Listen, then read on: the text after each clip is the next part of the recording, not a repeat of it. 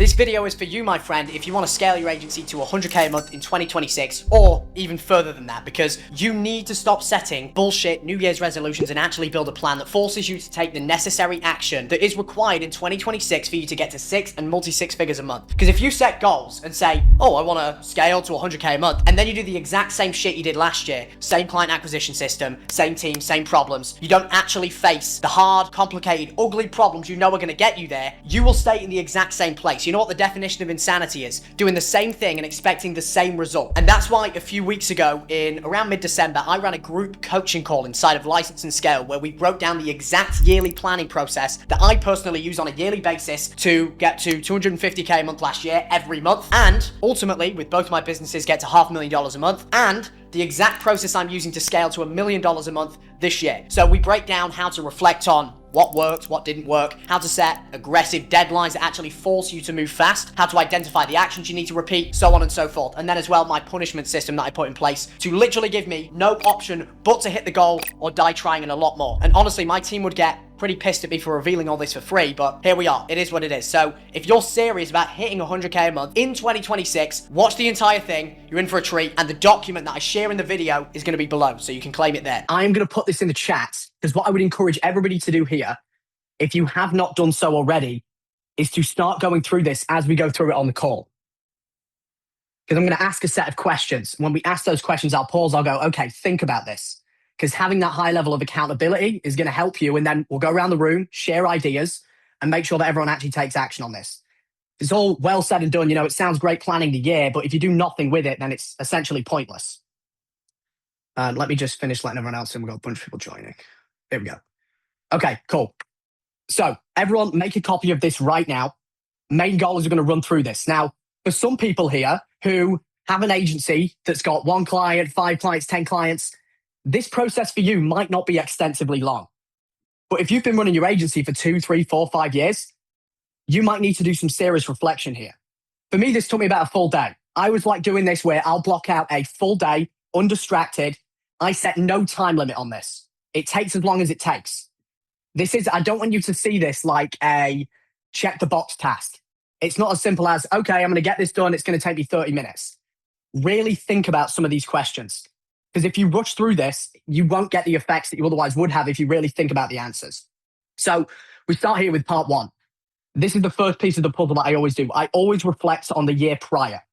So if you have a yearly plan that you set last year, or you have like a big grand scheme vision, like for me, every year you might see that on YouTube, I put these projections or predictions on what I'm going to achieve.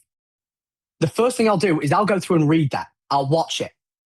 I'll look at my journals. I'll reflect on how the year was. And the only question you really need to ask yourself here is, what have you accomplished in 2025? And some of you, you're going to answer that question, you're like, fuck, like tangibly, not in quantifiable things like, oh, you know, I started cold outreach, but what did you genuinely accomplish? The quantifiable metrics. What was you making at the start of 2025 every month? What are you making now? What did you look like at the start of 2025? What do you look like now? Have you developed health, wealth, love, relationships, happiness? There's only 2 ways you can go. You either go up or you go down. If you stay the same, that is the equivalent of going down. So these are the questions that I ask myself. The first thing, what went well this year? So for me, to give you some examples, to put this into perspective, personal. About 3 or 4 months ago, I hired a chef. Now, that chef comes around to my house 3 or 4 times a week. He has my nutrition plan. He'll come, he'll cook the food in my house with organic ingredients, and he'll just put them in the fridge. I don't even know he's there. I wake up, I eat the same thing every day. There's no room for variation. I don't need to think about anything. I don't need to think, oh, maybe I'll have this flavor or that, or this beef or that. It's all in the fridge. It's removed any mental bandwidth that was otherwise allocated towards thinking about that thing. So under the personal side of things, I would say one thing that went really well this year that I want to repeat going into 2026 is I want to continue working with my chef, because he saved me a shit ton of time having to sit there and plan out what I was going to eat each week and like make variations. He just does it all for me. He's great. Another one on the business side, for example, was doubling down on organic content. Now, this is specifically for the info, but that's probably why predominantly the mass amounts of people on this call are here in the first place. Organic works very well for me. Another one, agency related, was bringing in an operations manager, having that person who could help us hire, recruit, train people. It removed my thinking, like the amount of bandwidth that was allocated towards, oh shit, is this CSM handling too many clients? Are they going to leave? He takes care of all of that. He pretty much manages everything on the back end fulfillment team. So does anyone have any ideas or things that come to mind of things that went well for them this year? Business, professional. I want to get this going because I don't want it just to be me. Who wants to go? Yeah, I can start. Let's go. So right now I'm a bit more bulk than usual because I hired like this coach. That was when we met in Dubai. And I've gained like 12 kilos in 12 weeks. So I see that as a win. Yep. I have time to cut. Boom. Performance coach. Yeah. I agree. Like one of the best things I ever did. And you can get them for pretty cheap. How much do you pay for yours? I think you mentioned it was ridiculous. It's like 200 bucks a month. Yeah. It still's like, it's like, it was more so just the accountability of sending like a picture every week of my physique and also just, just like following the plan. I mean, you can agree that if I paid more, maybe I would be more dialed in, but like, nah, actually not. It was more like just for myself, just having like someone that told me, okay, this is how much you should eat. I think you should do this with your physique, etc., etc. Yeah, good one. External accountability in all domains of life. And I've got another one on the business side that relates to this, where I moved in with a close friend of mine. We got an apartment together. And each week we will sit there and we have a big whiteboard in the living room that we walk past every day. Every Sunday, we list out 3 to 5 key objectives that we're going to achieve. We have a checkbox for Monday, Tuesday, Wednesday, Thursday, Friday, Saturday, Sunday. And we can see from one another, did we do the thing or did we not do the thing? Whether it be, okay, I'm not going to eat shit food all week. If we see an X, I'm going to call him a bitch and vice versa. So again, external accountability. You might not live with someone you can do that with, but is there someone on this call, in this program you could connect with, where once a week you set goals, you hop on the week after, and you hold one another accountable? What did you get done? What went well? What didn't go well? Because it's all well and good knowing where you want to go, but you need to have continuous course correction to zoom out from a third person perspective and go, am I moving in the right direction? Anyone else? Me, for example, I had the best results this year by basically changing nothing, just working with better clients. That was a big struggle for me. Does what I'm doing work? I just started to work with better companies and I did have to change actually nothing. Yeah. Like we noticed the exact same thing. You start cutting out the shit clients, start working with better people. And this is kind of irrelevant if you're sub 10, 20 clients, but as you get past that threshold, you can start leaning down the amount of shit clients you have. And you'll notice as a result, you'll just start getting better client results without changing anything. Anything else before we move on from this question? By the way, if you just hopped on, make a copy of this. We're going through the yearly planning formula, what I do every year. And I would encourage you to carve out some time today, throughout next week. Chances are a lot of you, your team's going to be off next week if you've got a team, especially 24th, 25th, 26th. Nobody's really going to be working. This is the perfect time to allocate 3-4 hours towards just really thinking about what went well this year, what didn't, what do you need to double down on, what do you need to change, what do you need to remove. Any others before we move on? Yeah, for me it was dropped out college, I think. And invest almost a lot of money into my my knowledge and circle and the mastermind and investments in myself and dropped out college. I think that was the boom. The biggest one. Philip. I'd say like before I actually went full in on the agency, I was doing door-to-door sales and I was still kind of like a barber. And I always thought, oh, I can do that on the side and I can do the agency stuff on the side. And I just put like a set amount of savings aside and I just left both of them and I went all all in basically. And for the first 2 months, I was kind of confused because I wasn't in any programs. I was like, shit, I just shot myself in the foot. But then I like joined Launch and Land. Uh, I moved into the US market like basically straight away, and it was probably the best decision like I made. Mhm. And now like I'm planning, like I've Grant, my business partner, where like our goal is for like this upcoming year to move out together like in Mhm. summer 2026. That's when he finishes like high school. So that would be the goal for this year. So I'm pretty happy with this year so far. I hit 10K, and on the personal side, uh I would say I gained a bit of weight. Like obviously I'm still in the gym, I still train every day, but I gained definitely too much body fat compared to when I was doing like martial arts every day.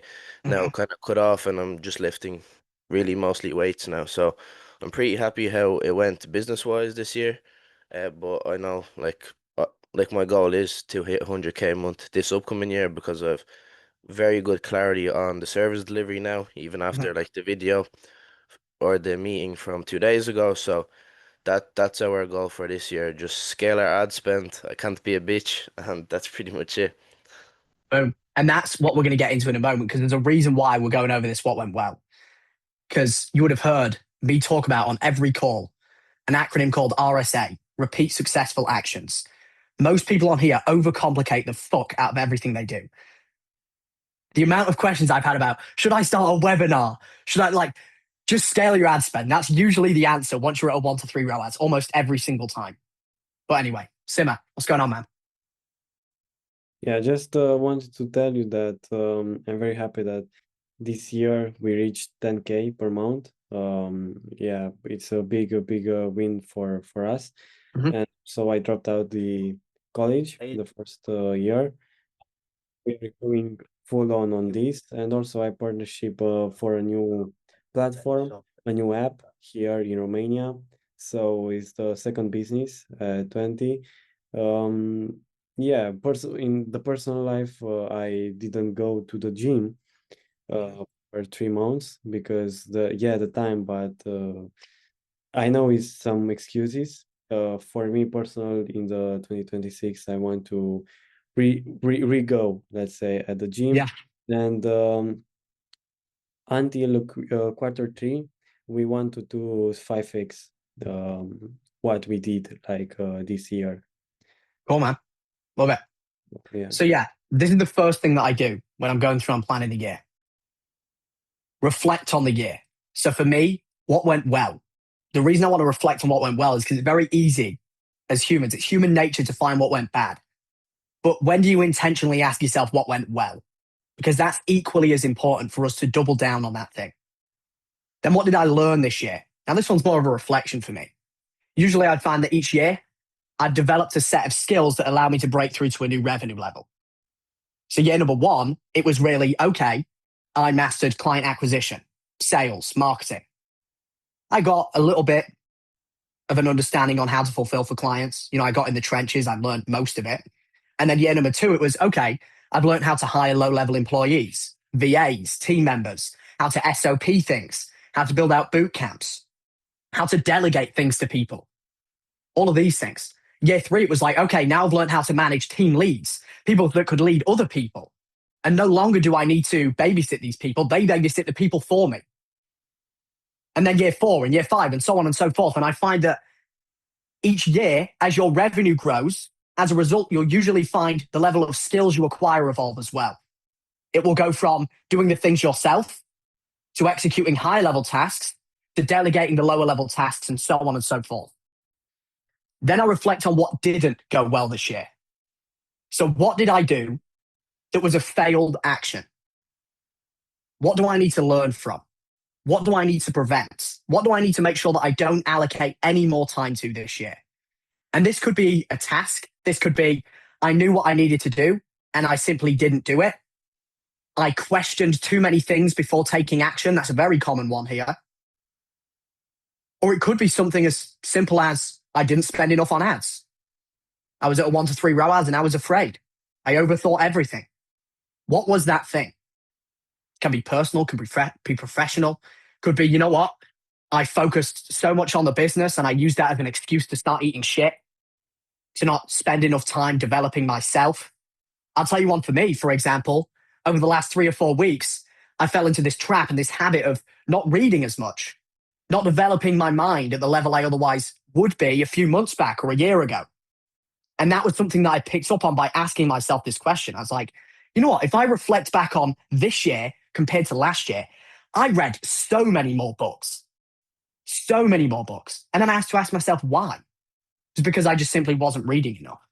Now, reading isn't necessarily a prerequisite to me making more money, but I find that when I read other books, I get other people's perspectives. It allows me to course correct, change direction, and learn new things that I otherwise wouldn't have learned. So that was one for me. And then I move into how can I set higher standards for myself? And this ties into the one thing that I put at the top here, which I actually go in and fill this out at the end, once I've gone through and reflected on everything, which is, what is the one trait that you will aggressively embody this year? What is the one thing that if you just focused on embodying that trait, you would get everything you want? For me, that was, I need to be intolerable. So my higher standard was, we had some people on our team in the agency that were just donkeys. They just weren't doing much, fucking lazy. And you might have heard of the term, one bad apple spoils the bunch. And that's not his fault. That's my fault for tolerating that behavior inside of my company. And what happens when you tolerate it with one person? Everyone else in the team deems it as acceptable. Everyone else's standards start to lower. And the team that gets you to 5 figures won't get you to 6, won't get you to 7, so on and so forth. There'll be some people that level up with you, but most people you will probably shed. It's much like in your life. You might find that the friends you have now may be different to the friends you had 2, 3 years ago. And that's fine. You're going to shed people at certain stages of life because you no longer relate with them at the level you otherwise would have when you were 2, 3 years ago, because you probably changed. And that's a good thing. So how can you set higher standards for yourself? Again, for me, that was being intolerable of people that pulled me down, intolerable of babysitting people, intolerable of slipping up on my diet and deeming it as okay, intolerable of going on my phone in bed when I otherwise should have been reading. The small things that you make these excuses, you say, I deserve a break, it's okay. But if you really break it down, what is a break? Because scrolling on your phone is the opposite of a break. If anything, that's even more mentally straining than reading. Reading is a break. Thinking is a break. It allows you to process unprocessed thoughts buried in the subconscious. So that was it for me. This one bit of a side tangent, but what core values drive my life and give me purpose? A lot of people walk around the world with these labels that they put on themselves that inhibit them from achieving what they want to achieve. I'm sure everybody here knows someone that maybe sees you, the money you make, or maybe has goals themselves, but they don't act on it because of the story they tell themselves. Oh, I'm so busy with work and I don't have time to do it. And it's like, it's only for a certain amount of people. I'm not tech savvy at all. It's like everybody's getting into AI now. It's not relevant, whatever that excuse may be. So look at that on the opposite side of the spectrum. What stories or what labels can you put on yourself to put yourself in the shoes of who you want to become? Again, for me, that would be a core value of mine is I'm intolerable of donkeys. I will no longer have people on my team that pull everybody else down. Another one that I embodied last year or throughout the entirety of 2025, which helped me tremendously, was extreme ownership. By far, that is the most important one. Because if you can take ownership for everything that you do and the results you have in your life, you'll get whatever you want. Because the minute you realize that everything that you have right now is because of you, the sooner you can change it. Yes, there's things outside of your control, but you can't control them. So who gives a fuck? Focus on the things you can control. Another one is, what did I not work on as much as I wanted to this year? Now, if you're just getting started, this might not be relevant. It might just be, I just need to repeat what I'm already doing. Don't confuse this with thinking, I need to start doing that and that and this. Just focus on the one thing that's actually going to drive revenue into the business and drive growth in the domains of your life that you want to grow in. Go on, Josh. So yeah, I have a few questions. I don't know if you want to just continue with that. If you want. Yeah, we'll do some quick questions now, and then we'll leave the rest till the end. But go on. Okay. Yeah, I want to know because of course, yearly planning as well. I'm also setting my projections right now for like amount of clients on, but we're doing a heavy like pay per performance type of thing. So I wanted to know like how do you set projections when you can't predict each and every client? Because there's one client, an $8 million guy, then there's a $5 million company, and then there's a $1 million company. So it fluctuates pretty hefty in terms of the type of meetings they want, the volume, etc. So how do you project that? How do you project? How do I'm you, lost on the question. What do you mean? if you want to set projections for the next year, or like even say next month, like how much revenue you want to make, or how many clients you want to sign, it's such a big discrepancy in terms of what they make. So how can I set even Because you're on a pay on appointment model. Yes. Okay. Well, you've just got to be okay with the fact that the first 3, 4, 5 months that you set projections, it's probably going to be inaccurate. But each time that you reset projections, you will get more accurate as time goes on. That's what I noticed. It's harder for you on the pay and results model because it will fluctuate more than if you had a retainer plus performance, as an example. But over the next few months, you'll start to identify your baselines. So you might identify on average each client, we get a $200 cost per appointment. If factoring in all of our clients, we spend 30K on ad spend, 30K divided by 200 equals X amount of appointments times by X amount that we charge per appointment. Now I've got my projection. Yeah. And that will just get better over time the more data you accumulate. The first 6 months I set projections, I was off. First time it was by like 60%, then 50, then 40. And now I've got it pretty consistently between like the 8 to 10% range, where I'm usually within 10% of my projections. Okay. Interesting. And based on that, because I'm also thinking about profit margin a lot, because I talked to Himozi and he told me that for like paper performance model, the paper meeting, what he says or what he sees is the best profit margin where people kill it in the marketing agency space is like 80% margins. And I like did the math in my head and I was like, that's insane. Like I've never actually heard an agency make 80% margins. Like in based off scale. Like I just wanted to know from you, do you know any like actually making I do. like just based on, I think because I told him because we're paying for ads. So that's based on that model. And when we get the meetings, we of course we charge for the meeting, and he says on that sense 80%, not whole like net profit, not net profit. Okay, let's revisit this at the end because it's a bit off topic. Okay, Okay. cool. We'll go over it then. Yusuf, is this question relevant to this? Yes, sir. Sweet. So when you have new character traits that you want to embody or new standards that you don't want to go below, do you track adherence on a daily basis? I mean, this is the thing. The way that I see traits is like, for example, let's say a trait that you want to embody is, I want to be relentless. Okay, now we need to go a layer deeper. So what does relentless actually look like? Relentless means, okay, I'm going to make sure that I do X amount, spend X amount on ads. I'm going to follow up with each lead. Like a lot of these are going to be qualitative metrics, meaning they're very hard to track on a day-by-day basis. So for me, this is why I usually just read through my yearly plan every week and I just go through and I'll leave notes. I'll run you through that in a moment in the way that I do this. Because a lot of these things are going to be intangible. Let's say a trait you want to embody is relentless. Well, how do you track relentlessness, right? You got to break it down to like, what are the things that I can do on a day-to-day basis that align with being relentless? That's probably going to be, okay, I'm going to spend X amount on ads, Y amount of cold outreach, whatever it may be. And it's different for everyone. Does that make sense? Yeah, 100%. Cool. Okay. So yeah, first thing I do is I reflect on the year.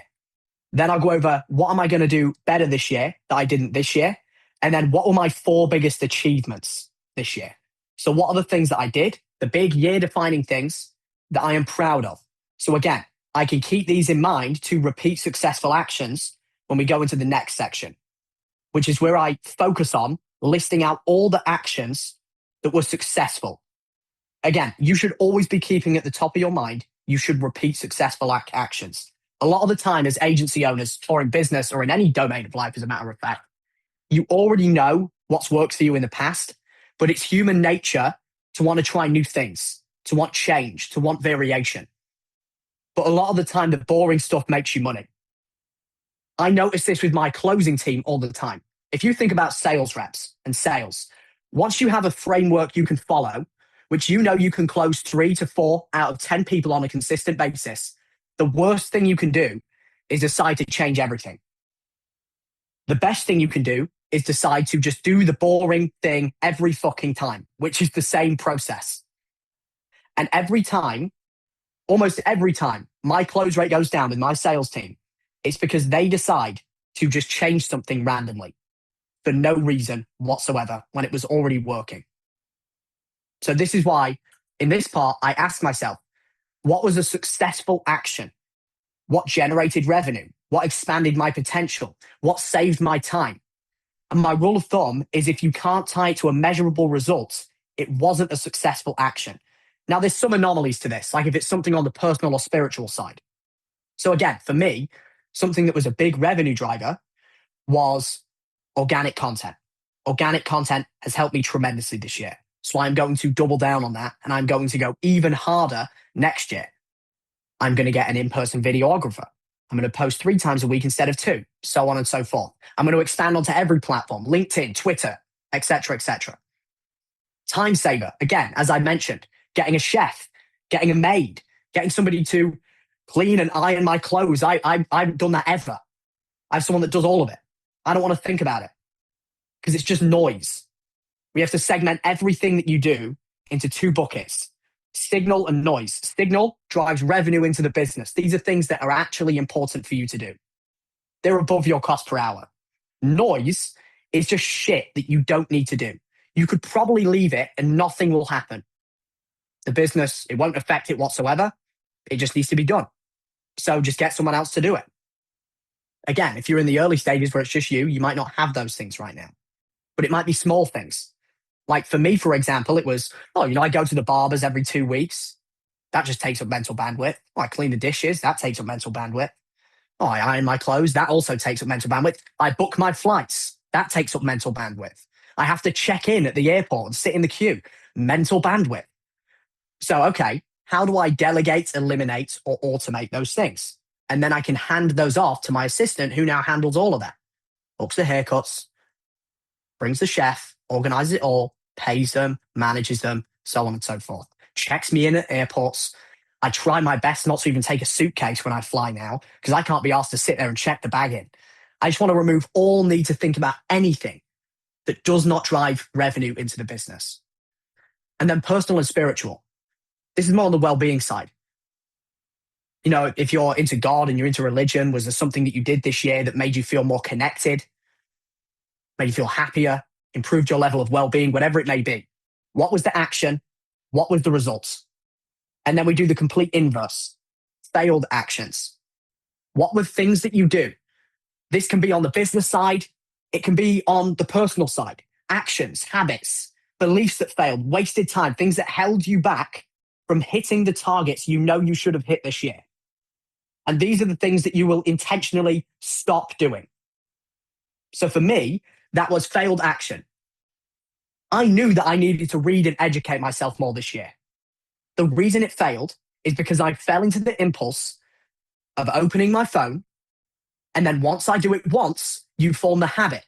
I do it again and again and again. And the habit gets stronger and stronger and stronger to the point where you're conducting this habit unconsciously without even realizing you're doing it. You might have heard of that quote, until you make the unconscious conscious, it will control your life and you will call it fate. What are those things? Those unconscious habits that are fucking you over, that are wasting your time, that are hindering your potential? And how are you going to remove them? And what will you do instead? The best way to destroy a habit is to replace it with a positive habit, not to just destroy it completely. So if that's scrolling on your phone, replace it with reading. Yes, there is going to be friction the first few times you do it. That's inevitable because you're essentially trying to kill off a habit that the old you has. That is going to be painful. Moving from one person to the next is painful. That's what growth feels like. But what will you do in replacement to that old habit? Does anyone have anything they want to share here? Failed actions, shit they know they need to remove. Can I add something to that? Yeah. What if, let's say in bed, you say you want to watch your content or like some like whatever agency stuff based on YouTube, and you're basically watching it in the hours you're not working, right? Or like before going to bed. But then you get caught sometimes watching way more than you should have. Like where do you cut it, or do you not watch that at all in like the bedtime, and you would just recommend just reading, for example, and that's. So you mean like what's the fine line between actually indulging in entertaining content if you wish to do so? And how do you do it? Like, of course, I assume you also watch YouTube somehow to sometimes like get more educated. So how do you do it? How do I indulge in entertaining content, you mean? No, in like education content, but like, do you also get caught sometimes, or do you just like separate the times, or do you do that in specific work hours, or how do you do it? Well, this is the thing. I always ask myself, so in the event, let's say my problem was I'm watching shit content, scrolling on short form, whatever it may be. I will also ask myself, is there a way that I can design my environment in a way that I can mitigate this from being an issue? So for example, if my issue is scrolling on short form content, can I just move my charger for my phone instead of being next to my bed outside my room? So I don't, my phone does not even come into my bedroom, as an example. Can I also get, there's this thing that you can buy called a brick. You put it on the fridge, you scan it, and that's when you essentially can block out all social media. Can I get a brick on my phone so I am not even tempted to go on these apps? And in the event I do go on these apps, because you will get caught every now and again, how can I design the app in a way that it is productive? So what I'll do usually every year, or every time that I notice my feed on YouTube, on Instagram just looks like shit, a bunch of unproductive shit is there, I'll go through and conduct like a content audit. So you know on YouTube how you can say, do not recommend me this content. I'll go through for like 20 minutes and unsubscribe everyone that's irrelevant, that doesn't actually push me forward towards my goals. I'll say, do not recommend me this content to everything irrelevant. And I'll do the same with Instagram. So you can engineer your feed to be around things that, because this is the thing, when you indulge in short form content, long form content, some of that will stay in your subconscious and it will dictate the way that you make decisions over a prolonged period of time. So if you can at least engineer that content to do that in a positive way, meaning, for example, if I now see a piece of content on my feed that is like a huge house, something crazy materialistic, a big goal that I may have that I cannot yet get, I'll like it, I'll comment, I'll repost it, because I want the feed to feed me more of those things. If I see something that's completely irrelevant, counterproductive towards my goals, maybe it's some OnlyFans chick on my Instagram, I'm going to click do not recommend. I'm going to block that. So the feed knows, okay, I need to remove this stuff. Does that make sense? Yeah, it does. It does. Cool. Okay. Cool. So failed actions. Then this one is more on the personal side. So again, much like we want to repeat successful actions with the things that we do, cut out negative actions that did not drive us forward, and if anything, inhibited our ability to move forward. We also want to know who were the people that I surrounded myself with that allowed me to level up, that got me thinking bigger, that I need to be around more. List that person out. On a scale of 1 to 10, how much did they impact your life? Why? What was the impact they had? Now you know who you need to spend more time with. You also know who you need to remove or spend less time with. And you might find that some people on this list might be really close friends of yours, maybe family members of yours that are counterproductive towards your goals. Now, I'm not saying completely cut those people out by any means, but I'm saying you are the equivalent of the 5 people you spend the most time with. So spend it with the right people. Spend it with people that make you think your goals and the amount of money you make is so insignificant, it is unreal. Because when you do that, you will make more money. You get what you normalize. You get what you tolerate. If your best friend was making $10 million a month, if you were with them every day or every few days, your standards would raise. You would make more money by design, just by being around that person. Because you would see the amount of money you make as so disgusting you would almost force yourself unconsciously to make more money. And again, this might not just be in the monetary side of things. This could also be in health. For me, I have a really close friend of mine who is absolutely fucking chiseled. I want to spend more time with that guy. I want to be an animal. He's won like 10 different fights.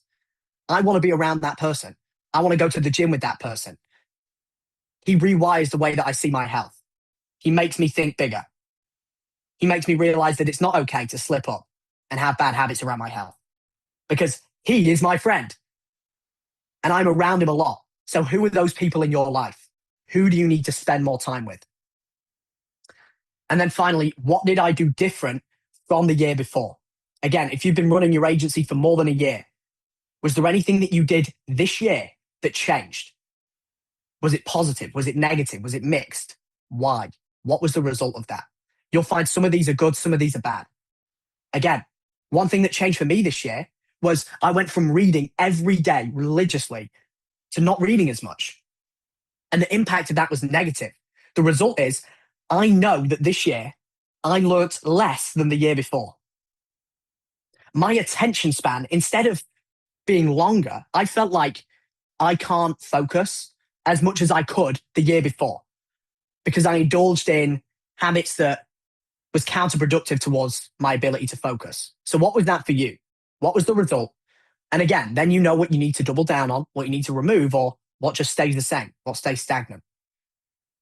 And then this is where I focus on the quantifiable improvements. And this is what will tell you if you've truly grown.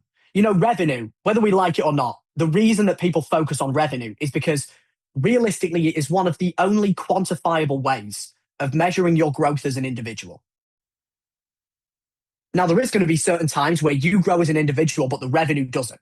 And that's okay, because usually business and life operates on lagging indicators, meaning what you have now, the revenue, like the money you make, the body you have, is usually a result of the action you put in over the last 6 months. But if the revenue from 2 years ago to last year is the same, or it's similar, or it hasn't doubled, that means you probably didn't work on the right things this year.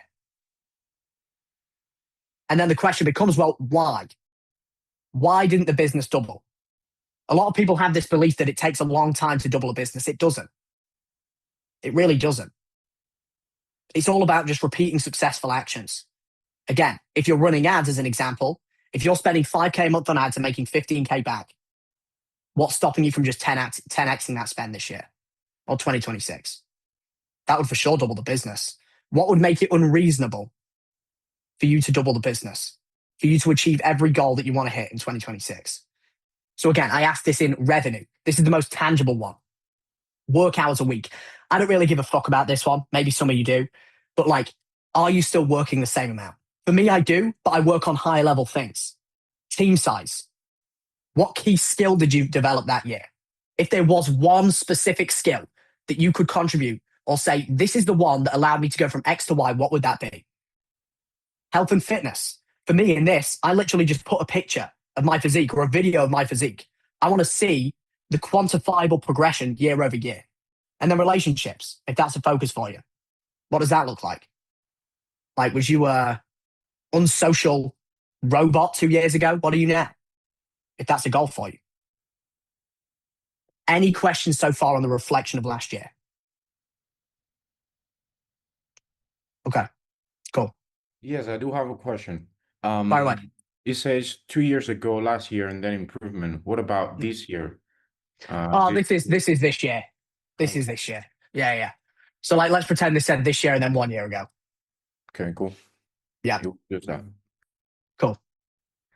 Then we move into part 2, which is, okay, now we've got clarity on what went well last year, what didn't go well, what I need to remove, what I need to add, what lessons I learned. You're going to be at this point either thinking, okay, this year was good, but I know I have so much more room in the tank. Or you're going to be thinking, this year was shit, and that's okay. And I need to make sure that 2026 is not a repeat of that year. There should never be a position where you're like, this year went amazing. I'm going to sit and chill on the beach in Bali in 2026. There's always room for growth. But you're either feeling one of two ways. For me, I can confidently say this year, I am feeling, okay, this last year was good, but I can do so much more. I have so much more in the tank. And that's where we move into the amplification plan. So the first thing I do is I take all of those successful actions that I went through when I reflected from part one, and I identify ways that I can amplify it. So what I mean by that is, let's say that you started pushing organic content in your agency and it was working really well for you. Not only from the paid ad side, people are coming in warmer, close rate is higher. You're also getting organic leads coming in as well. How can you amplify what you're doing? How can you repeat successful actions to the furthest extent? So successful action for me, again, was organic content. So what's the amplification of that? Okay, I'm going to go from 2 YouTube videos a week to 3. That's amplification 1. I'm going to do more in-person videos. I'm going to get a full-time videographer. Another one might be, I'm going to commit to 1 monthly live YouTube. Like a live on YouTube where people can jump on, ask me questions, and I can provide value. That would be an example of one that I'm doing. Amplify everything that worked to the furthest extent. If paid ads worked for you this year, how can you amplify that? It might be as simple as just going, I'm going to scale ad spend to X, whatever that amount may be. If you've been putting this mental cap on yourself, believing that I'm only going to spend 3K a month, 5K a month, 10K a month, why? Challenge every belief that you have. Why can't you scale that to 30, 40, 50K a month? What would make it unreasonable for you not to hit your goal? Another one might be, I'm going to optimize my entire funnel and build out all the back-end selling systems. I'm going to optimize my thank you page, hammer them content. I'm going to build out a Gamma doc with all my pre-sales assets on to send to prospects before the call. Another one might be, I'm going to hire a sales rep and a setter so I can scale ad spend. That would be another example of amplification. Another one might be, okay, if you know a successful action for you in the personal side was, I've gained some muscle, I'm looking better. How can you amplify that? What's the one thing you struggle with in that domain of your life? If it's nutrition, could it be, okay, I'm going to order meal prep so I don't need to think about that anymore. I'm just going to eat the same thing every day so I can remove that from my thinking process and no longer take up any more mental bandwidth around that thing. Repeat successful actions, always. A lot of the time, there is no need to add new shit. You just do the same shit, but you do it more. You do it better. Double down on what's working. And then ask yourself, based on that amplification strategy, what are the things you need to focus on in Q1 specifically? The big projects, the things that will take a little bit longer. So for us, that is, we're going to scale ad spend up to $70,000 a month. We know in order to do so, we need to pre-hire 2 to 3 additional CSMs. We know we need 2 to 3 more sales reps. We know that when we do that, we're either going to expand out to a market similar to the one that we're in, or we're going to launch different funnels. We're going to launch a webinar. We're going to launch a low ticket to high ticket funnel. As an example, what are those 3 things for you? Now, this is a little bit of a side note, but this is my process for going through and making sure that I'm moving in the right direction.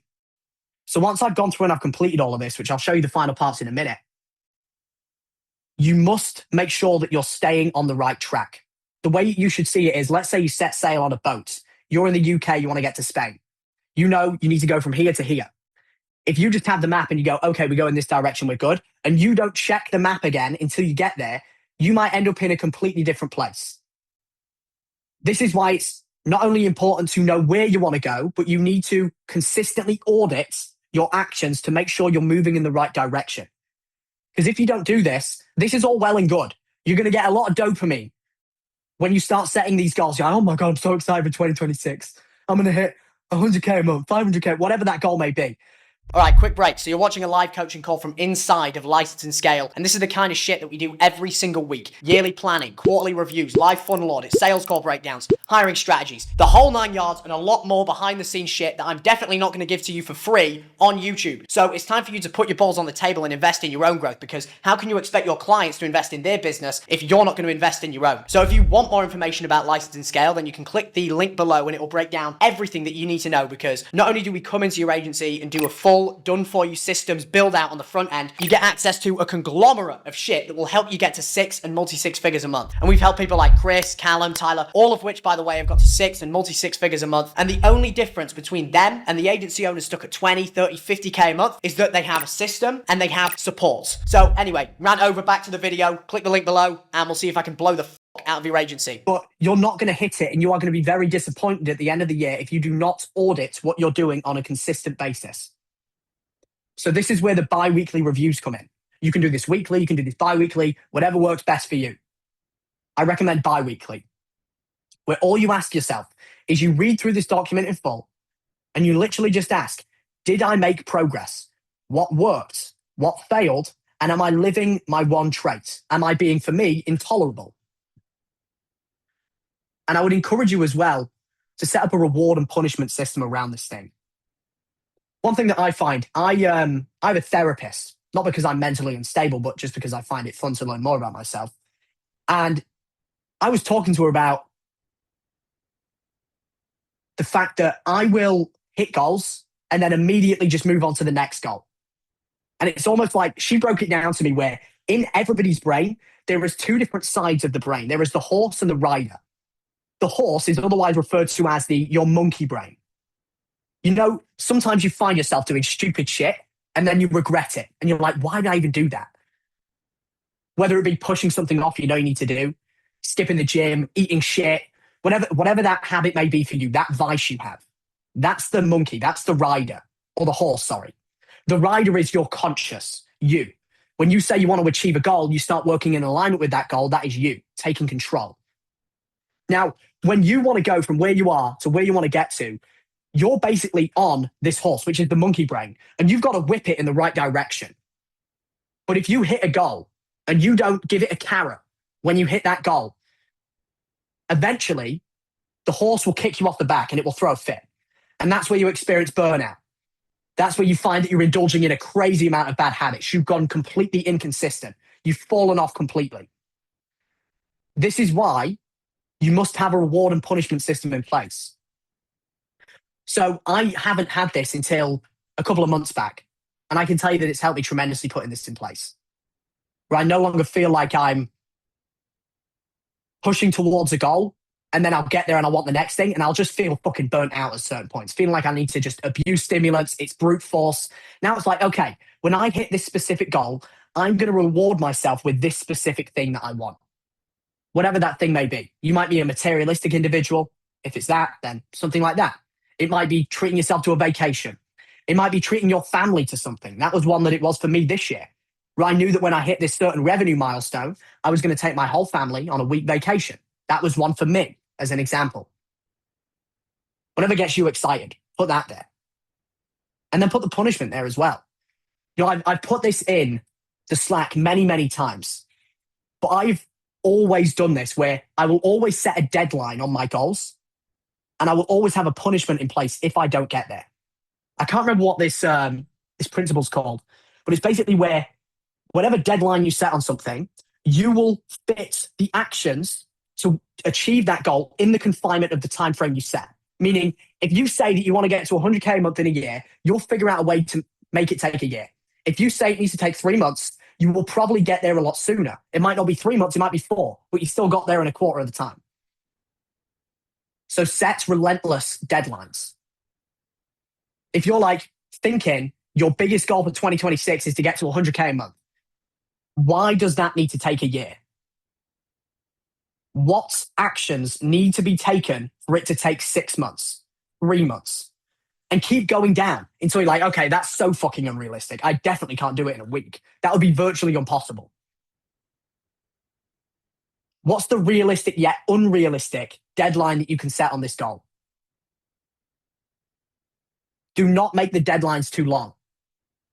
It is better to have an unrealistic deadline that you exceed, you don't hit, maybe you're a month late. Well, that's way better than saying it's going to take you a year instead of taking 3 months and it actually takes 4. You must be relentless. You need to keep this in mind. I'll tell you the biggest thing that fucks most people over in here, if you're sub 100K, is you just do not act fast enough. You must act with speed.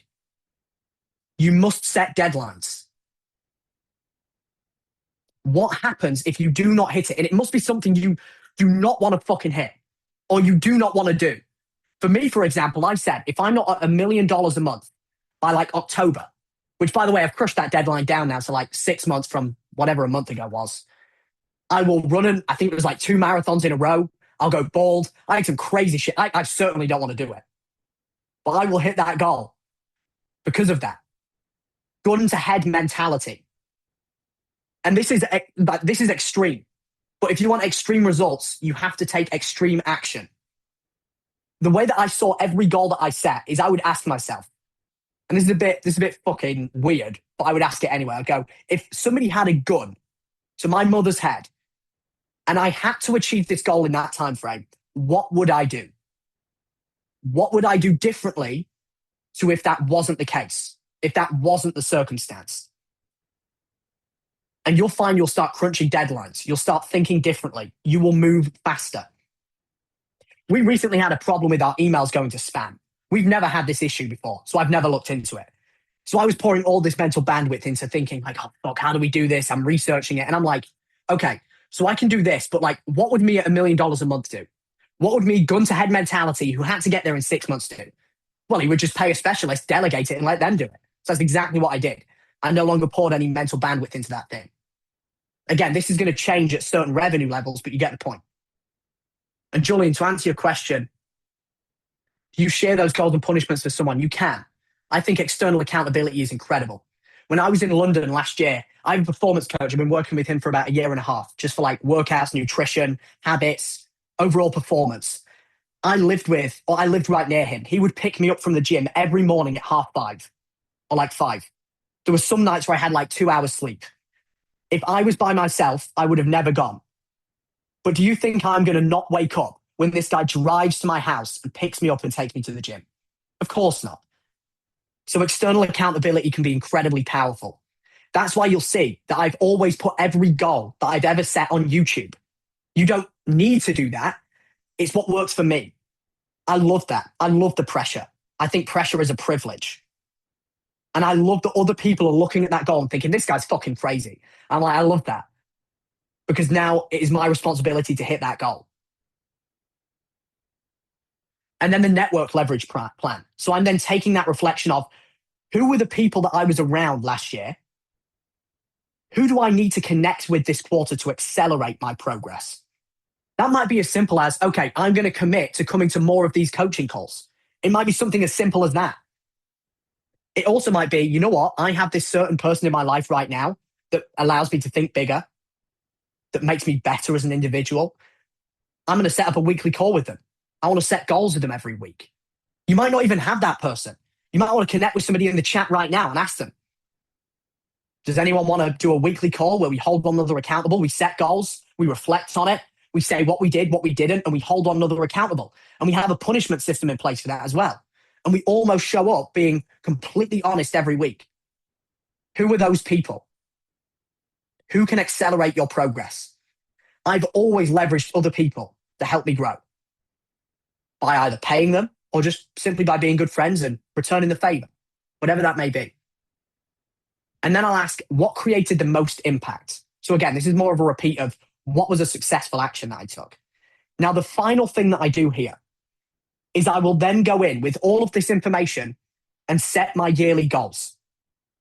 Now, I want to be clear in saying when you go through this, you might not have full clarity on what this looks like. You might be setting that goal and thinking, oh, you know, that's a yearly goal, but I think I can do it this quarter. Or this might not even take a year. This might be too woo-woo. It might take 4 years. But the point is you start. You have the starting point. You iterate on it every month. You know, at the start of last year, I had no idea I was even going to build, license, and scale. my plan was to double down on the agency and exit. Then I got 2, 3, 4 months in. I moved to Dubai. I started thinking differently. I learned new things. And I was like, you know what? I'm going to start this. And I had to change these goals. Most people think you set these goals at the start of the year and that's it. They never change. These are dynamic. They will and can change as you learn new things. But these are the starting point. You set the destination and then you can tweak it. But the most important thing is you must first know where you're going, take relentless action towards that goal as the year starts. And then as you do that, you'll learn new things and these goals will inevitably change. So the first thing I do is I go through my yearly high-level goals. What are the 4 big challenges or fears I'm going to overcome? To be clear, this might not be 4. 4 was just what it was for me last year. For me this year, it's like 2 or 3. Big challenges. Character building events I'm going to do this year. So for me this year, the 2 on the health side are I'm going to win a boxing fight and I'm going to run another marathon and I'm going to do it in sub 3:30. My last marathon was a shit show. I just got it done, but I was fucked. So that is the 2 for me. Now, these might just be business related. I don't want you thinking that you need to set these grandiose, huge health goals if your main focus in this next year is to get to 10K a month, 100K, 200K a month. Because the more directions that you allocate your energy, the less energy you allocate towards the one thing that actually matters. So less is more here. So really ask yourself, like, out of the things that you want to achieve, what are the 2 or 3 core things you must get done? Then 4 trips I'm going to go on. These are what I call my rewards. So I started to realize throughout the year that my best ideas always come when I'm in a new environment around new people.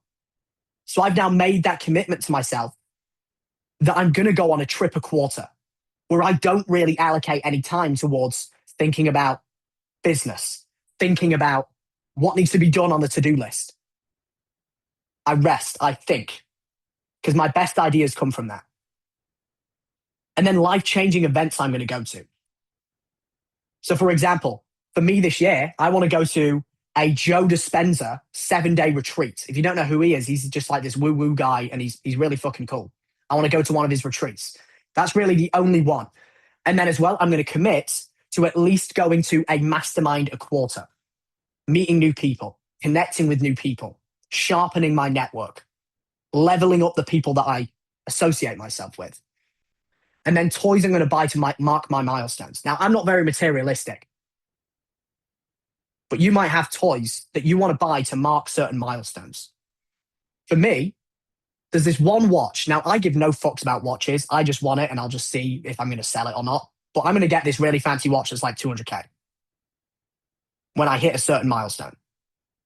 I might not even like it. Time will tell. I really give no fucks about cars or watches. Whatever that is for you, what are those things that you're going to buy at certain milestones that plant the flag and go, I deserve this. I hit this goal. Habits you're going to break, habits you're going to build.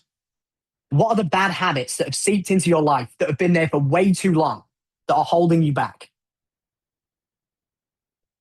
And I would encourage you to think about the ones that you don't want to get rid of. The ones that you think of and your brain immediately tells you, no, not that one.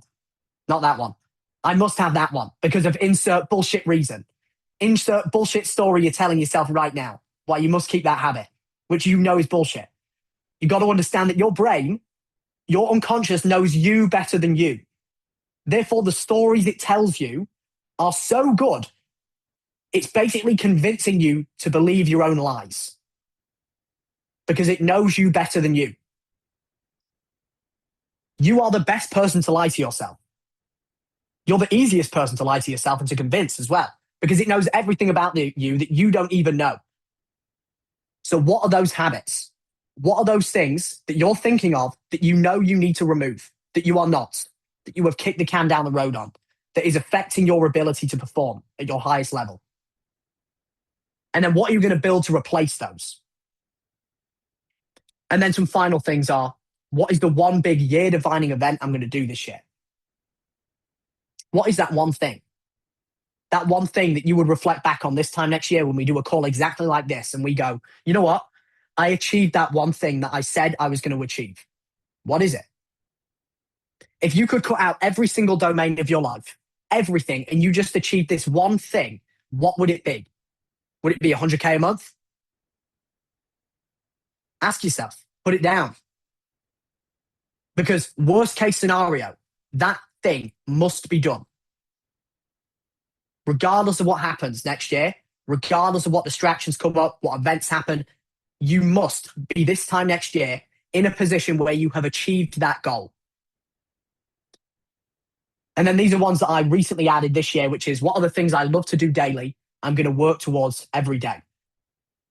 I wouldn't worry too much about this unless you're already making 6 figures a month, because some of the things you do will be shit, will suck, and you will not want to do them. But if those things are things that are below your cost per hour that you know you could otherwise remove this year, what are you going to do with them? What do you hate to do daily that you are going to delegate, eliminate, or automate? Again, ignore this if you're sub like 50, 60K a month. But if you're above that mark, what do you hate to do that pulls your energy away from other revenue-driven actions that you can delegate, you can eliminate, and you can automate? For me, that was hiring repetitive tasks. And what allowed me to remove myself from that was bringing team leads into the business that could hire for me, using recruiting companies as an example. And then the final thing I do, and this is the one that I really reflect on every couple of weeks, is I set domain-specific goals. Now, these domains may be different for you. And again, less is more. But there's 5 pillars to a good life. You've got health, self-explanatory, wealth, love, relationships, and happiness. You might not be focusing on all 5, and I actually encourage you not to. Pick 2 or 3. What are the 2 to 3 pillars or domains of your life this year that you are going to progress in? That you can look back this time next year and go, I fucking crushed that domain of my life. I 10x'd where I was this time last year. What is that? And again, it might not just be in the confinements of those things. For me, it was health, wealth, networking, relationships, and personal brand, which networking and personal brand kind of fit under the bucket of wealth. But they're the 5 core pillars that I'm focusing my time on this year. Again, less is more. If you can condense that down to 2 to 3, do it. And this is where I mark my goal for the year. So the first thing I ask is, what is the goal? So wealth, it might be as simple as I want to get to 100K a month. Then you've got to ask yourself, based on the knowledge that you have right now, what are the obstacles to overcome? What are the things that could inhibit you from hitting this goal? It might be fear of hiring. It might be fear of putting your balls on the table and spending more on ads than what your mind can conceptualize right now. It might be going from 5K a month on ads to 30K a month on ads. It might be finally deciding to, instead of just hiring a bunch of VAs that do nothing, to doing a cleanse and removing certain people from your team that are just pulling you down and rehiring, taking 1 step back to take 5 steps forward.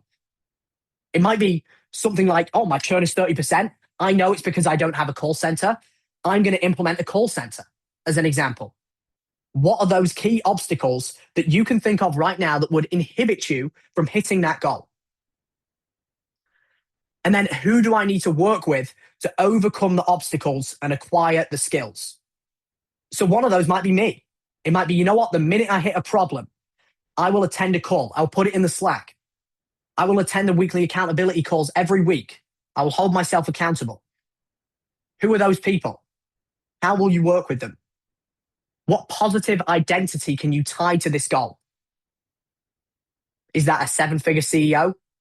Is that the leader of a 20-person team? What is that identity trait that you will have and you will have embodied by the end of the year?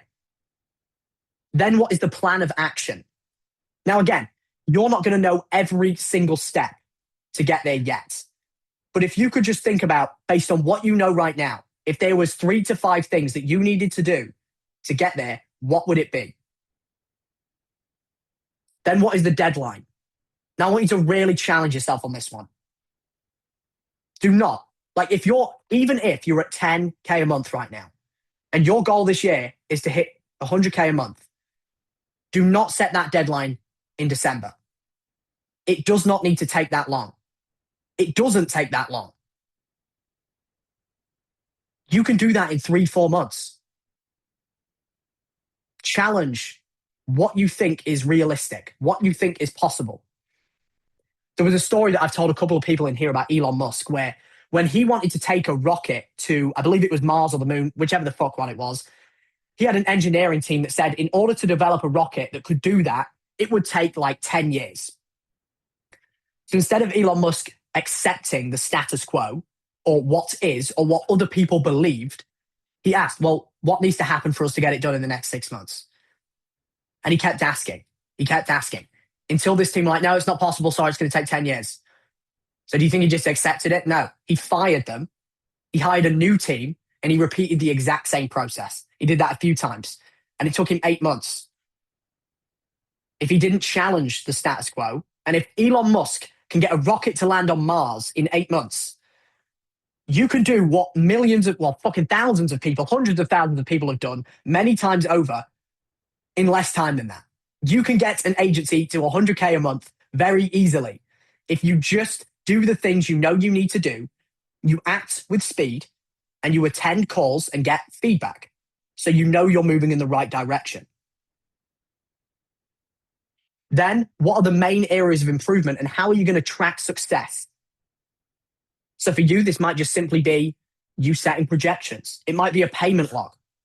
And the main areas of improvement. What are those things that you're ignoring or avoiding right now that you know are inhibiting you from hitting this goal? For some of you, it might be ads are working pretty well for you and you've been putting off organic content. You know that can help you accelerate the amount of money and the speed at which you can hit that goal, but you're avoiding it because you're afraid. Is that a main area of improvement? Is it hiring better people? Is it being okay with temporarily letting go of your 80, 90% profit margin to hire people so you can get to 6 figures a month faster? Are you just afraid of letting go? Do you want to do everything? Because it's very easy when you're in that swamp of 10 to 100K. It's what we call the swamp. Between 10 to 100K, it's very easy for you to do what got you there, which is do everything. It's very easy. And you get dopamine from that because you get this feeling of self-importance when you do everything and you come in and save the day for everyone on your team or for all of your clients. You don't get as much dopamine when somebody else does that, but it's what's needed. What got you to 5 figures won't get you to 6, won't get you to 7, won't get you to 8. You must change the behavior. And then I just repeat that process in every domain of my life that I want to improve in. So that might be wealth. For health, it might be for you, I want to get down to X, I want to be lean, I want to be shredded, I want to fight, whatever it may be. List it out and cut the things that you look at and you go, oh, it'd be nice, but it's not my focus. Get rid of it. Less is more. If you can trim this down to 1 to 2 key domains of life you are going to develop, and you can look at this every 2 weeks and align your time and action in congruency with achieving that goal, you will get there far faster than people that don't. What most people do when they go into 2026 is they'll set a New Year's resolution. They'll say they want something, but they won't break it down at the level that we've discussed today. They won't reflect on it every 2 weeks. They won't, the minute they act out of alignment with that and they find themselves slipping up, they won't course correct. They'll just let it be. And if you don't decide what you want, the world will decide what you get. And it probably won't be something that you want. So that's everything on the yearly plan. Does anybody have any questions on that? Anything they want to share? And again, with this, I'm looking at this ideally every 2 weeks. And I'm aligning my action with the yearly goals. Yes, I'll put the document in the chat. I would encourage you to go through this. Pin it. Read it every 2 weeks. This is the North Star. Remember, the first step to change is awareness. One thing that I would encourage you to think about with this is, think about, let's say we've got 2 fat people, morbidly obese. They want to lose weight. Both of them change nothing. All one of them does is get a scale and weigh themselves every day. There was a study that was done on this that showed this woman lost a significant amount of weight without changing anything. except for weighing themselves every morning. First step to change is awareness. The brain is a goal-striving mechanism, meaning you feed it what you want, and it will help you act in alignment with that. It's like when you think about yellow cars, what do you see? You see more yellow cars. Not because there was more yellow cars, just because it's at the top of your awareness. When you think, I want to hit 100K a month, I know my biggest problem right now is hiring. You're going to start finding more hiring opportunities. You're going to start finding more talent. That's how the brain works. So we must bring it to the awareness first. Go on, Josh. Do you also have like a yearly planner for this for your employees? We just go through the same thing. Yeah. The exact same thing? Very similar. Very similar. Obviously, I'm not going to put like revenue and things like that. But like, for example, with my team, we're going to hop on and we're going to do a masterclass much like this. And instead of me really going through the whole thing, I might just get them to look at, because I tell my whole team to have like a life vision. We'll read it together. Yep. We'll go through, and I might not have them pull it up if it's personal, but I'll get them to read it and go, what have you accomplished this year in alignment with that? Are you closer or further away? Did you make as much progress as you want? Why? And we'll do something like this. There's too many team members that we have for me to do that individually. So we'll do that on a group call, much like we're doing here. And I'll get them to think about it. Okay. So basically, because of course, so you would take the sheet, probably rewrite some things just based on employee stuff, not revenue, and then do the same thing. Yeah. Okay. Good. Cool. Yusuf. Yeah. Oh. Sorry, bro. We'll come back in a sec. Yeah. Basically, I like the idea of growing fast, and I mean everybody does. Who doesn't want to grow fast? And it's just the fear of things breaking down that kind of sets me back, and it's something that I even experienced. So last year around December, I had one client.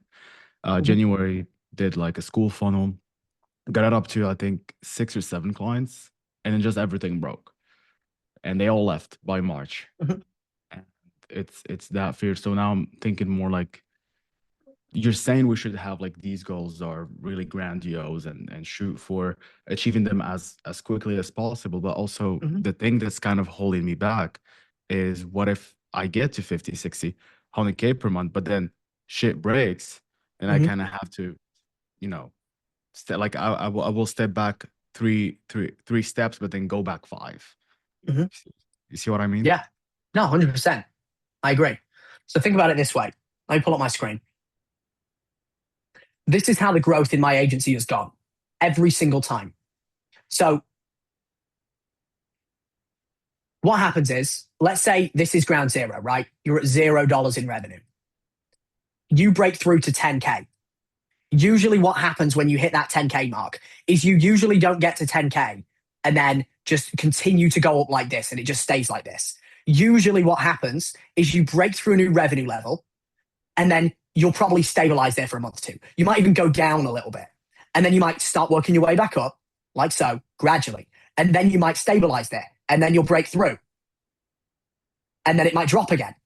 And then you'll come back up and you'll learn how to maintain. So what you've got to understand is growing to a new level means that you've acquired the skills from the sales and marketing front to get more clients on a consistent basis. Then you have to learn the skill of knowing how to stay there. They are 2 different things. And this is the exact pattern that has happened in my agency at every level. When we went up to 100K the first time, we were at 30K. Fuck, I can't draw on this thing. You get the point. We were at 30K. We went up to 100 incredibly quickly. And what happened was, because we did not have the systems, we did not have the infrastructure, I didn't know what it meant to run an agency at that point on a consistent basis. We dropped back down.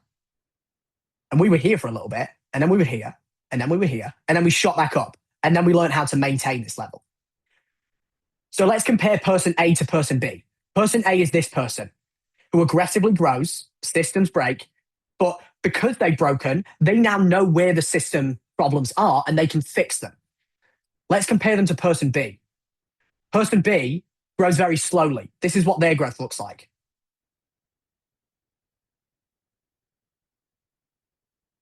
Now you get to decide which kind of person you want to be. And I can tell you, I see very much your point, yeah. This one takes a lot longer than this one. Now, this one, you condense the time frame, you also condense the pain. This is like ripping off a wax under your armpit extremely slowly. It's like, oh, fuck, this fucking hurts a little bit. This one is like, just rip it off. Oh, shit, that's painful, right? I'm in a lot of operational debt. I've got to solve this, I've got to solve this. But you get it done, and then things are a lot smoother. You decide which one you want. I always prefer this one. Me as well. Thank you. No problem. Anyone got anything else? Josh, you had something, right? Yeah, because earlier you talked about like expectations on the team.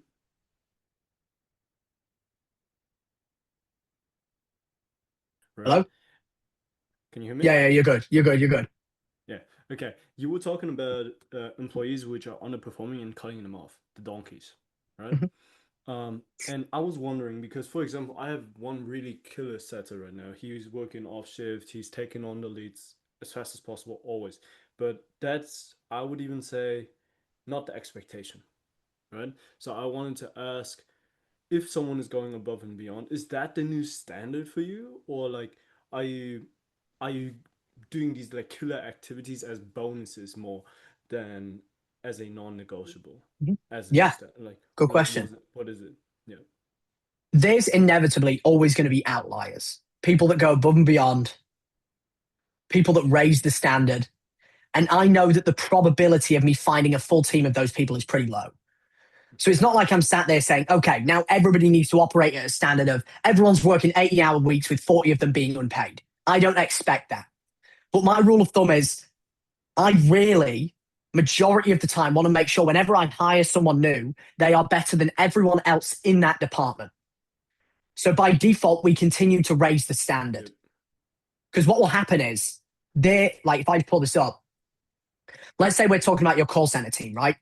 If we graded your call center team, let's say you've got 5 agents. Let's say this is the best one who's at the top. You might have one here, one here, one here, one here. And then you've got like Sally, who's just a fucking donkey. She's down here, right? And she's probably going to get cut. Now, let's say you hire John as well. You hire a new call center agent and you take your sweet time hiring somebody that's above these people. Might be a little bit above this outlier, but they might be like here. And then you hire another one and another one. Now, what's going to happen over time is the standard is going to go up, which means this bottom 20%, they're going to feel so bad about themselves. It's just going to become so obvious to the rest of the team that these guys need to go. They're either going to leave themselves, they're going to level up, or you're going to fire them. Okay.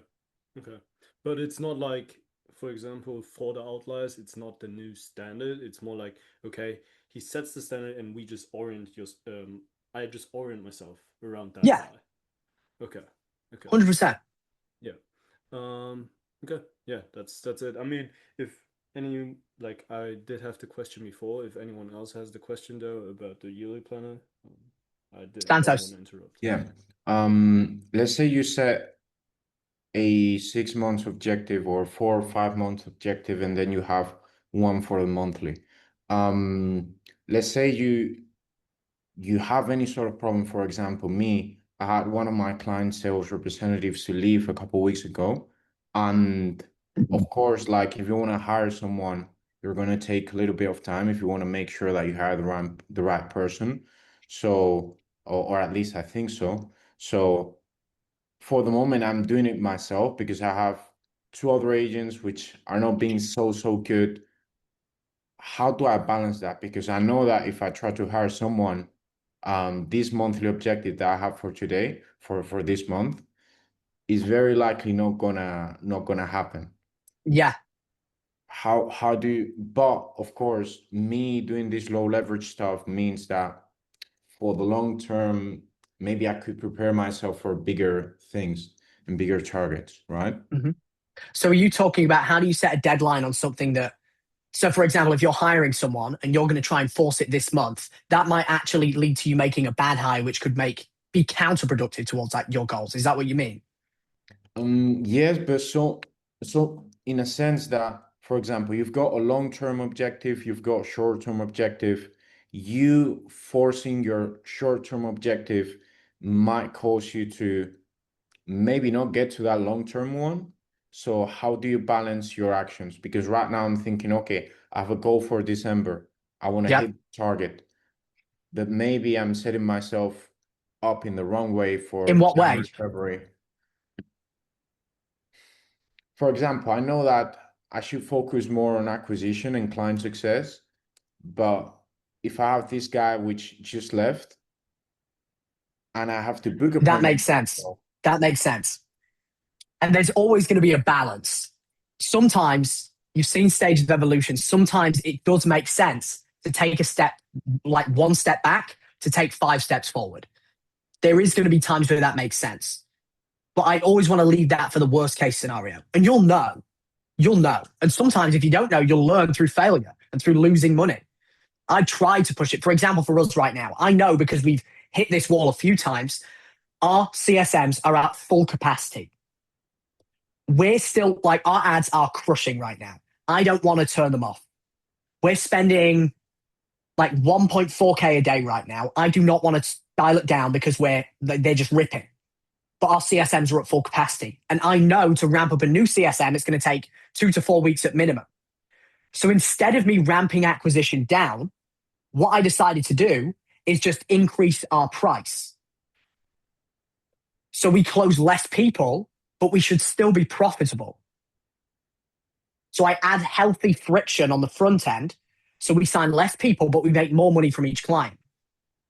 That will at least delay the need for me to force hire a CSM.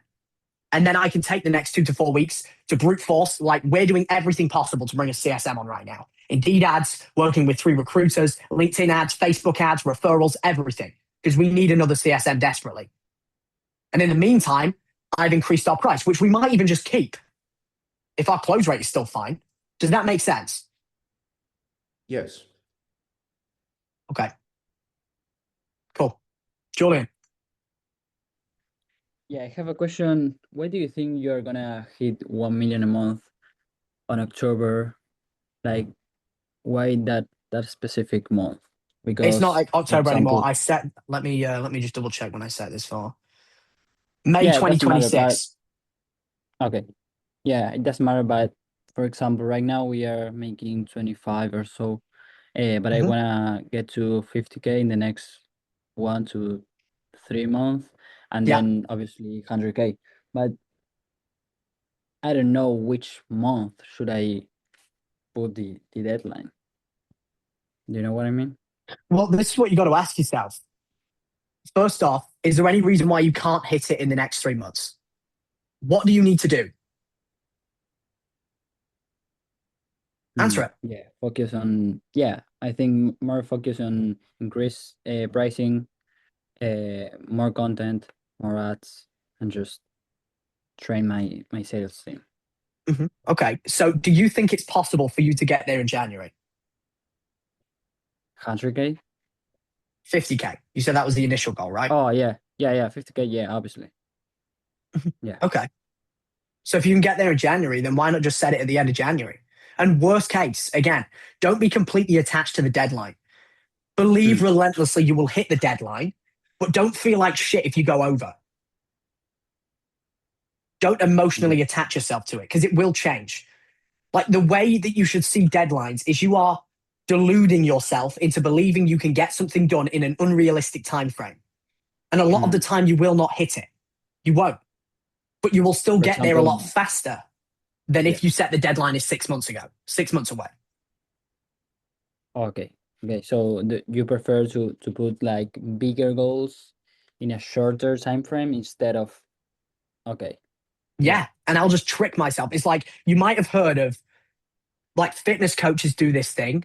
And you might have heard of like the certain mindset people that say it, where, people that struggle to go to the gym, they'll, on bad days, they'll just delude themselves into going, you know what, I'm going to go and just do 1 set. I'm just going to do 1 set. In the back of your mind, if you do 1 set, you're going to finish the workout, right? But you're like deluding yourself in the moment to believe, I'm just going to go and do 1 set. It's the same thing. It's like, I'm going to hit it by this deadline. But you kind of know in the back of your head, like, maybe I don't hit it in this deadline and that's okay, but I'm going to get there a lot faster than if I set the deadline 6 months out. And then you start asking yourself questions around, how would I get there in the shortest period of time possible? What needs to take place? Yeah, because I wanna get to 100K, but I don't know if put the deadline, I don't know, on July or just 4 months from here, and yeah, I think it's better to push it like like shorter deadline. I don't know if Yeah. And the good thing is, like, you were in the Mexican market and you already scaled up to the amount of clients in Mexico from an operational standpoint for you to get to 100K if you were in the right market. So I'd set the deadline as like March. What needs to happen to we get there went in to March? we went to 36K, just charging $700 Mhm. each client, and yeah, that was a shit show. Yeah. And I have the operation to scale. Yeah, so maybe July is so long. It is. Sick. Okay, Cool. thank you. Noah. Up, man. Yo. So when I look at this year, I had a question about balance because like I made very good growth in my business and kind of like reached all my goals for the year. But I realized that I like that came with the cost. Like I made a lot of sacrifices that without going like too deep into it, like I feel like I'm like personal level, relationship level and stuff. It really like a lot of pieces were just like very, very unfulfilling. And I'm still happy with the outcome, but going into the next year, like I have like my business is just like my priority or one of my main priorities, and I want to set like very big goals, and I already set them, and I'm confident that I can reach them. But you hear like, for example, like Alex Hormozy say stuff like, there's no balance, like just there's seasons or whatever. Like I'd just be curious about like your perspective, like if I continue like this, like is there a balance, or like I know you said like, yeah, pick your like 2-3 domains that you want to improve, and I want to do that, but I just maybe it's a limiting belief, but if I feel like, okay, if I want to like in the next 3 months go to 100K, like I know how that's gonna look like and how crazy that's gonna be. Maybe just like would probably already help, like if you went through that, like just sharing your experience and or how you think about that, like Yeah. is it worth even like looking at a whole year, kind of like, okay, that's my goal, and I just go like 110% on that, and the other goals I just attack them after that, or like, I don't know. This is the thing, man. Everybody has their own viewpoints on what they want in life. Alex Hormozy has an extreme viewpoint. All he wants to do is work. He is his happiest when he's in his cave with nicotine, working. Now, I would argue that I get some level of happiness from that thing in my life, but I would not want Alex Hormozy's life. That seems very fucking depressing to me. I just wouldn't want that. It seems miserable. I wish I could answer that, but it's so person specific, And it's like, I know people that make a lot of money. You could argue the people that really win in this game are the people that know when to leave. The people that get to 6 figures a month and go, you know what, that's enough for me. I want to maintain here and I want to go and do other things that I do enjoy. And that's the reason I got up to here.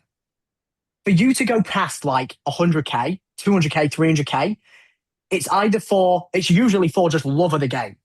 You love growth. And that's okay. Like that's one of the biggest drivers for me. I just love the game. It's fun. I can't answer that for you. It's very person specific. My philosophy on it is if I want to do something, I will do it.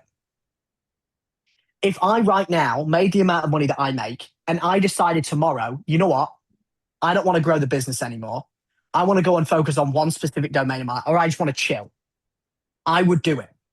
But my personal belief is you must get in enough of a financially stable position to make those level of decisions. So for me, that was, okay, I wanted at least 7 figures liquid in the bank before I really started to decide on what are the things that I'm doing that I really don't want to do, that I don't want to do anymore. Or what are the things that I've been sacrificing that I can now add back into my life? Because you're never going to have the same amount of energy you have now, the same amount of drive you have now. You're the youngest you will ever be. You will never have today back. Today is now gone after today. and you will probably have the most energy right now ever in your life ever. So utilize that correctly, because future you will thank you. So say you do get to a point in 5 years' time where you're like, you know what, I'm good. I'm going to delegate. I'm going to decentralize myself from the agency, and I'm going to do what I want to do. I'm going to travel, whatever that may be. Great. That's my philosophy. Does that make sense?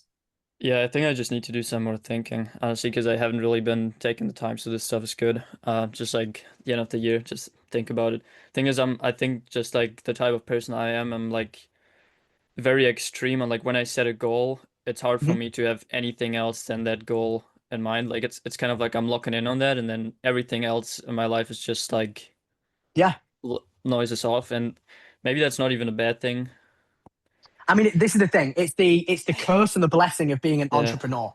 Most people on this call probably have an obsession with business. You might have an obsession with other certain things in your life. And it's a blessing where you know that you will be financially stable. You will be the breadwinner for your family. But it's also a curse where you may not have a tendency to switch off. You may not be able to just go and relax. You may always be thinking about something productive. It's a waste of time, whatever it may be. I have that. So again, this all just comes through learning more about yourself. There's pros and cons. And every time you say yes to something, you say no to something else. You know, you saying yes to hitting 100K a month, you're probably saying no to spending more time with your family over the next 3 to 4 months. You're probably saying no to going and seeing the world. Every time you say yes to going on a vacation or going for a trip around Bali for a month, you say no to making more money in the business. Everything in life has a trade-off.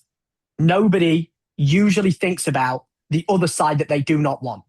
So for you getting to 100K a month, what are the things that you do not think will happen that will probably happen? Again, yeah, as Yusuf said, everything has opportunity cost. For me, when I started making money online, I got to this point, what I didn't think about is the trade-off of me making more money as to the fact that I would be way more disconnected to my whole family. I wouldn't find as much joy in little things anymore. For example, like I remember how exciting Christmas was. And obviously you could argue that's because obviously getting older and things like that as well. But what I'm trying to make is when you can buy anything you want, whenever you want, those things just, they're not as exciting, you know? Yeah. No, I would like ignorance is bliss. Yeah, and just to wrap this up, like the only reason why I was asking, I know because you talked about your goals, right? And you said you have those like 5 core pillars, and then you want to reach like 1 million a month by March, which is like absolutely crazy. And then like, if you think about, okay, like if I want to build out domains like health, relationships and stuff, I need to sacrifice some of my, business goals, I guess. It just from like your goals and like what you said, it just doesn't sound like you're going like all in on like a lot of different domains. So there has to be a way. There's 3 core pillars. So I'll tell you, right? My 3 main ones, if I could single everything out, is health, wealth, relationships. Health, this is just an ongoing thing. Like it's an hour a day, I'll go to the gym, I'll eat clean. That's the 80-20 of health. Wealth, that's where I spend a lot of my time. Relationships, okay, I probably don't want to get married this year, but I want to allocate more time and attention to my dating life. So then I ask myself, how can I make it efficient? So, okay, and again, this is extreme. I'm not saying you replicate this, but okay, can I get a VA on my dating apps to book me a weekly date that I just show up to? Can I just remove all thinking from that? That doesn't take a lot of time.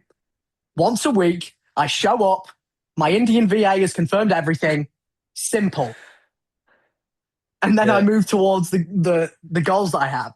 So I'm just asking, what's the most efficient way, an extreme way for me to achieve those goals? Yeah. No, that's crazy, man. Exactly. Building out the yeah. Yeah, I've actually got SOPs for that now. I built them out this week. Yeah, man. It's gonna be the next program. The dating VA, license and I don't even know what we'd call that. All right, man.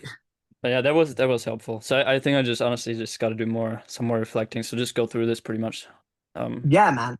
And like again, as you mentioned, like everything you say yes to, has a trade-off, you know, and it's like, you got to ask yourself, is it worth it? What do you truly want? Because Yeah. like at a certain point, making more money is just love for the game, ego. They're really the main reasons. They're really the main, like if I could really be honest with everyone here, the only reason I want to get to $1 million a month is I do enjoy it. It's a quantifiable way of showing me I can grow. And ego. Like I could argue everyone here wants a bit of ego from making more money. It's inevitable, you know? I want to be able to make a YouTube video saying I'm making $1 million a month. Of course I do. I want the validation from other people. And like I'm aware of that. I'm not going to lie about it, you know? Like if I was being brutally honest, yes, there's some like why and deep reasons, but the real reason is ego. So yeah. I'll answer the question. Cool. Santos. I don't know. You're good? Yeah. Okay. Anything else before we wrap up here, gentlemen? Cool. Okay. Well, it's a Sunday. I encourage everyone to think about this call. Decide on what things you need to focus on, what you need to cut, what you need to add, what are the habits you need to remove. And don't fall into the trap of thinking, you know what? These bad habits I have, I'm just going to keep them until January 1st. You know, we're near the end of the year now. I'm going to wait. I'm going to kick the can down the road. It's very easy to do that. In fact, I caught myself doing that this week. Doing shit I know I shouldn't be doing and waiting until January 1st. All that is just days of the week of a month that we as humans made up. It's all not even real. Why would a date on a calendar dictate the action you take? So yeah, let's rock and roll, gentlemen. And Date and Smash is coming out very soon. This time next year. Right, see you guys soon. Have a good one. Peace.